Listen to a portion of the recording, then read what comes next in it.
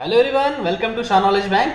आज हम लोग शुरू करने जा रहे हैं इकोनॉमिक्स की सीरीज। पॉलिटी और हिस्ट्री की ऑलरेडी स्टार्ट कर रखी है हमने, ठीक है। दो सेशंस उनके आ रखे हैं। आज से शुरू होगी है इकोनॉमिक्स की, ये भी अब डेली आएगी जब तक आपके पूरे टॉपिक्स हम कंप्लीट ना करा दें। हम लोग इसमें पूरी की पूरी इकोनॉमिक्स नहीं कवर करवा रहे, आपके सिर्फ एग्जामिनर के फेवरेट टॉपिक्स जो हैं वही करवाए जाएंगे जो आपके एग्जाम पॉइंट ऑफ व्यू से इंपॉर्टेंट है। सारा रटवा के ना आपका भला होगा ना हमारा, क्योंकि आपने यहाँ इस इकोनॉमिक्स में थीसिस लिखनी नहीं है। आपको सिर्फ एग्जाम क्वालिफाई करना है, मेरिट लिस्ट में आना है, दैट्स इट। और वो हम आपको गारंटी देते हैं कि अब की बार आपके कंधों पे होंगे स्टार, ठीक है।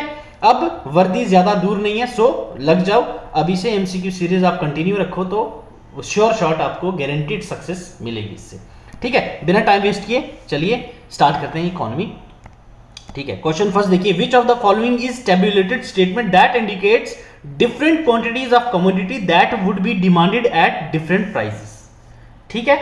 Which of the following is a tabulated statement, ठीक है, that indicate different quantities of commodity that would be demanded at different prices, ठीक है। इनमें से कौन सा ऐसा डिमांड या फिर शेड्यूल का ऐसा कर्व है या फिर कौन सी ऐसा टेबुलेटेड स्टेटमेंट है जो इंडिकेट करता है क्वांटिटीज ऑफ कमोडिटीज को डिफरेंट प्राइसेस पे, ठीक है। Law of demand, demand schedule, demand curve या फिर डिमांड इलास्टिसिटी।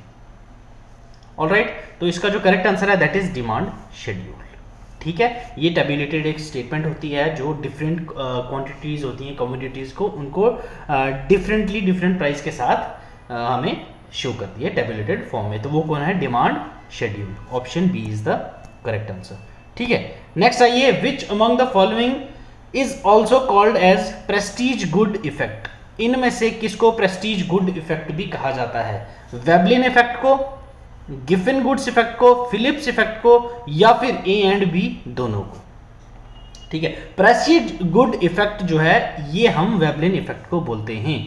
तो सीधा सा क्या हो गया? Option E is the correct answer, ठीक। थर्ड क्वेश्चन देखिए, unitary elastic demand is related with which of the following, ठीक है। यूनिटरी इलास्टिक डिमांड जो होती है वो इनमें से किससे रिलेटेड है? Cost elasticity of demand, income elasticity of demand, price elasticity of demand. तो सीधी सी दिख रहा है यूनिटरी इलास्टिसिटी डिमांड जो है वो रिलेट करती है प्राइस से। तो हमारा आंसर क्या हो जाएगा यहाँ पे? Price elasticity of demand, that is option C is the correct answer. Question fourth पे आइए, which of the following are conditions और exceptions of the law of supply. Law of supply के लिए इनमें से कौन सी एक्सेप्शन है, ठीक है।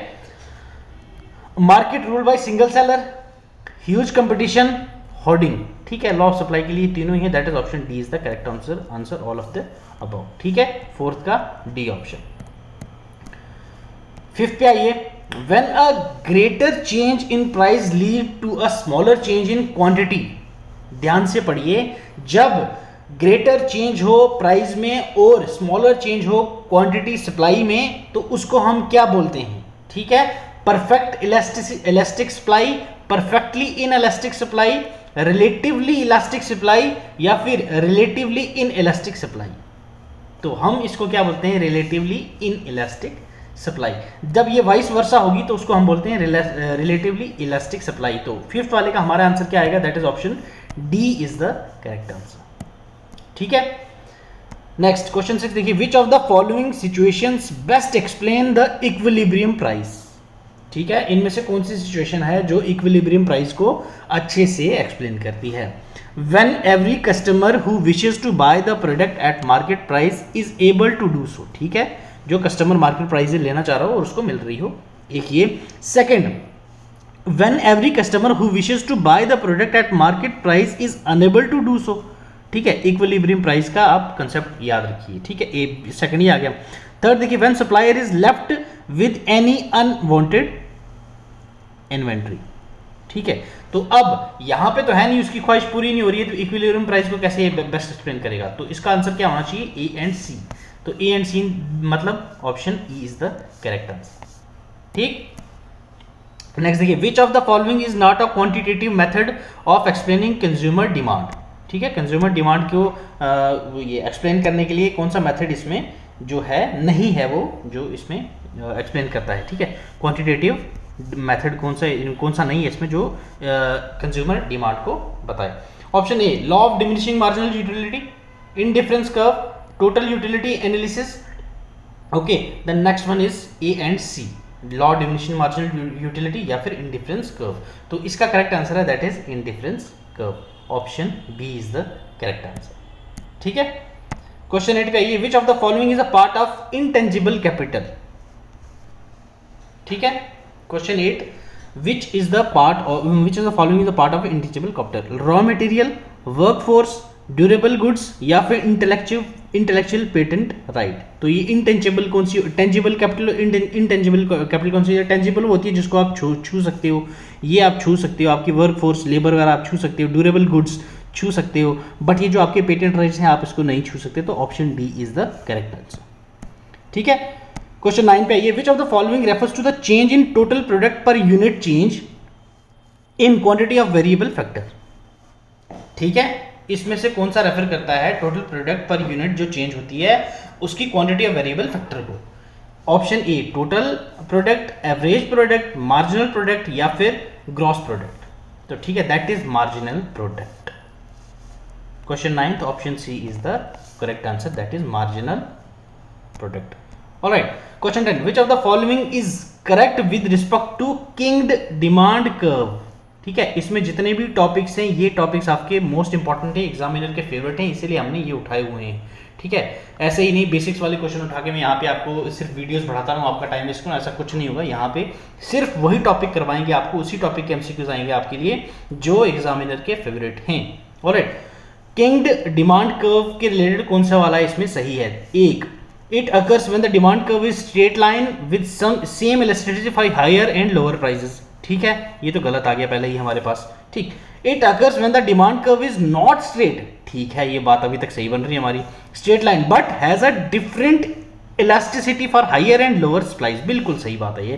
तो हमारे 10th का आंसर क्या आएगा? बी। बाकी हमें पढ़ने की जरूरत ही नहीं है। ठीक है, टाइम वेस्ट करने की जरूरत ही नहीं, जब हमें पता है 10th का ऑप्शन क्या है? B. Question 11, in short run production function which of the following factors of production are constant. ठीक है, लैंड, लेबर, कैपिटल, एंटरप्रेन्योर। ठीक है, तो इसमें सीधी सी बात है यार, एक ही चीज़ होती है जो हमारे पास ये रहता है प्रोडक्शन फंक्शन में, फैक्टर ऑफ प्रोडक्शन जो कांस्टेंट रहता है दैट इज कैपिटल। ठीक है, option C is the correct answer. Question 12 देखिए, which of the following are the features of the perfect market. ठीक है, परफेक्ट मार्केट कौन कौन के फीचर्स क्या क्या होते हैं? Large number of sellers and buyers, बिल्कुल सही बात है। प्रेजेंस ऑफ होमोजीनियस कमोडिटीज, बिल्कुल सही है, ये भी है। फ्री एग्जिट एंड एंट्री, बिल्कुल ये भी है। तो option D is the correct answer, all of the above. ठीक, क्वेश्चन 13 पे आइए, Cournot model, cartel model and price leadership model are type of the following market. ये जो मॉडल है, Cournot model, cartel model, price leadership model, ये तीनों model आपके पूछे जा चुके हैं ये जेके एसएसबी के एग्जाम में, इसीलिए हमने तीनों मॉडल का ही एक निचोड़ निकाल दी। इस मॉडल को कौन से मार्केट में, किस टाइप के मार्केट कहा जाता है? ठीक है, 13 that is oligopoly. Alright, oligopoly कहा जाता है Cournot, cartel and leadership model को, प्राइस लीडरशिप मॉडल, ये तीन जो मॉडल हैं इन तीनों ओलिगोपोली में आते हैं। ठीक है, which of the following are not included in the calculation of gross domestic product. ठीक है, इनमें से कौन सा है जो इंक्लूड नहीं होता ग्रॉस डोमेस्टिक प्रोडक्ट में? ये सबको पता होगा, ये बेसिक है। ठीक है, A work perform within the family, B transfer payments, C intermediate goods and services, D all of the above. बताइए इनमें से कौन सी है जो जीडीपी में इंक्लूड नहीं होती? तो ये हैं, ये भी नहीं होता, ये भी नहीं होती ट्रांसफर ऑफ पेमेंट, और ये भी नहीं होती, that is option D is the correct answer. ये इनमें से कोई भी इंक्लूड नहीं होती जीडीपी में। ऑलराइट, नेक्स्ट आगे हम लोग 15 पे, which of the following is considered as NI, national income. ठीक है, gross national product at factor cost, net national product at factor cost, gross national product at market price, या net national product at market price. ठीक है, I hope so आपने national income अच्छे से पढ़ा होगा, ये वाला जो चैप्टर है, तो ये आप आंसर इजीली दे पाएंगे। तो इसका आंसर क्या होता है? जो हमारी net national income, net national product होता है जो फैक्टर कॉस्ट पे, उसी को हम लोग कंसीडर करते हैं नेशनल इनकम। तो इसमें से कौन सा है net national product at factor cost? That is option B is the correct answer. ठीक है तो ये था आज का सेशन इकोनॉमी का। डेली ऐसे ही आपको फ्रूटफुल डिस्कशन मिलती रहेगी। ठीक है, इसकी पीडीएफ आपको हमारे टेलीग्राम चैनल पे मिल जाएगी शॉ नॉलेज बैंक में, और नीचे में इसके डिस्क्रिप्शन बॉक्स में लिंक भी दे दूंगा, वहाँ पे भी आप हमें ज्वाइन कर लीजिए। हर एक लेक्चर के एमसीक्यूज का जो पीडीएफ है वहाँ पे हम लोग अपलोड कर देते हैं। होप सो आपको ये लेक्चर फ्रूटफुल रहा होगा, और अगर अच्छा लगे तो लाइक कर देना, अगर अच्छा ना लगे तो डिसलाइक करके हमें ज़रूर बताइएगा कि अच्छा क्यों नहीं लगा। आज के लिए इतना ही। God bless you, keep learning, keep sharing.